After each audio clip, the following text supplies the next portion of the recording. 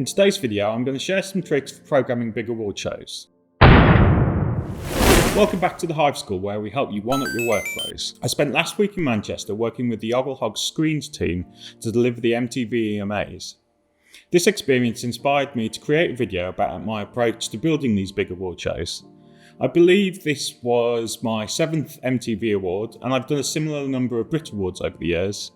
What I'm going to describe is a process that I've refined through numerous big award shows.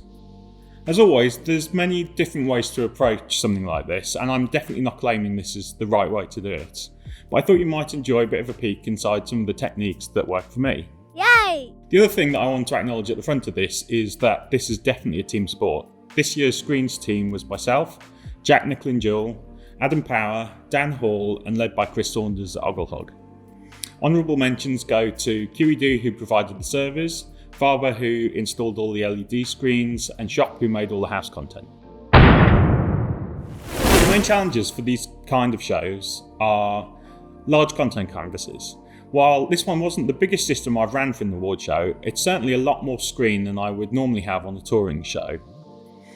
There's multiple content houses. On most other live events or tours, there'll be a single content house, and once you've got into the project, you can develop a bit of a shorthand that streamlines the content delivery process. With 8 to 10 artists and a huge array of house and awards looks, it's really common to have multiple studios delivering content. Compressed timeframes. From empty room to broadcast, you get about a week, with the set build taking up roughly half of that time, so you only get around 2 to 3 days to program and rehearse the show. We start off the process with a system design, which is driven by the show's overall set design. By the time I'm brought on board, the screen suppliers typically negotiated the specific product for each video service. For broadcast, there's naturally a need for high resolution displays with a tight pixel pitch. However, even a big production like MTV faces budget constraints, and the set design will have a vision for how the screens are going to be utilised, so it's a process of trying to balance all those needs. It's great that the screen technology has been chosen by the time I start, as I can use the required screen space as a jumping off point for the system design. Essentially, the question I want to answer is, how many 4K outputs do we need to deliver all the pixels in the content? The key thing to note here is that we rarely delve into custom resolutions. That was actually a hot topic on the Hive Discord last week, with several people discussing the headaches that they've encountered trying to get custom resolutions to play nice across their entire system. If you want to join the Hive School Discord, by the way, there's a link in the description below. And if you're one of the 100+ people who've already joined us, we're super grateful that you're with us. Now, while custom resolutions certainly improve system efficiency by reducing the amount of unused pixels, the hassle of getting your whole system set up to cooperate with non-VESA standards is just, the juice is rarely worth the squeeze in my opinion. Disguise remains my go-to choice for media servers. Typically, I aim for 2 more servers than the number required to run all the outputs. This setup allows for understudy and dedicated director. This year's MTV Award ran on 5 GX3 servers. The rest of the system design was fairly standard. We used a large HDMI matrix to manage outputs and failover, and a large SDI router to direct the camera signals to the servers and onto the monitor bridge at the front of the gallery. A big part of the screen system is about control. We had a pretty involved network set up to allow any programmer to access any server via the XDIP KVMs. There was also a 25G network running between an all-flash based NAS and the Disguise servers, allowing us to distribute content across the system almost as fast as the servers were capable of receiving it. If you're enjoying the content and want to help us keep creating, consider supporting us on Ko-fi. Your contributions, big or small, go a long way to helping us bring you more of these kinds of videos. Head over to kofi.com/Hive School to show your support. Thanks so much for helping us make all of this possible. Let's dive into Disguise now and examine how I structure the project. The awards timeline forms the core of our programming. I create 15-second sections for each sequence in the running order. In the past, this involved manually creating section breaks and notes for sequence numbers and descriptions. However, the QTables workflow has significantly streamlined this process.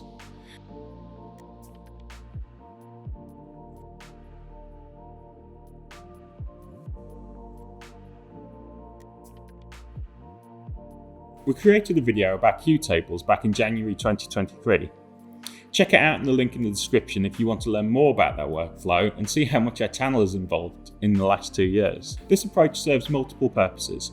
It provides a dedicated workspace for artist programming, allows for easy adjustments of track lengths, and enables multiple programmers to work on the project simultaneously. Typically, we divide the programming tasks, with one programmer handling the artists and the other managing the awards. We made extensive use of the multi-transport feature in our setup.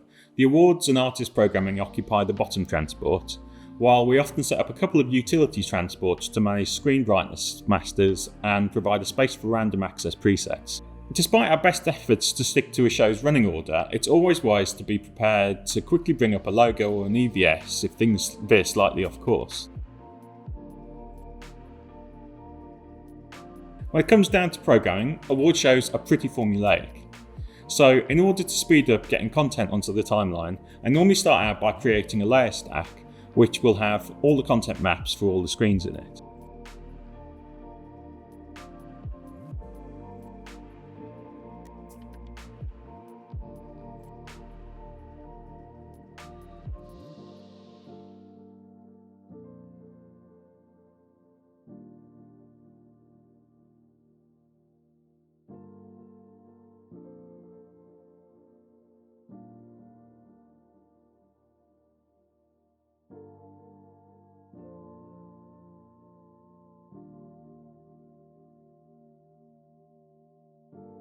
This gives me a group of layers that represent the entire pixel space. I'll then go through and duplicate this stack and populate it with one of each of the house and award looks that are going to be used throughout the broadcast.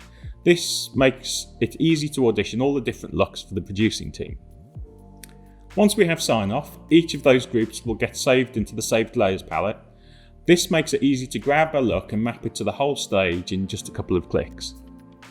With the notes on the timeline and the section breaks already set up from our queue table, all that's left to do is to put the right content in the right place. Easier said than done when there's likely more than 100 sequences in the broadcast, but certainly much quicker than creating new layers for every queue. Audio routing within the control room is really important, especially when there are multiple programmers working simultaneously. You need to make sure that each programmer can route timecode from their laptop into the server they're programming on, and then get timeline audio back to ensure that everything's in sync. On top of that, you're going to want to manage timecode muting. In a show with so many artists, we've been caught out in the past where pre-performance line check has caught us out with a bit of unexpected timecode. The way I like to handle this is with a QSys core.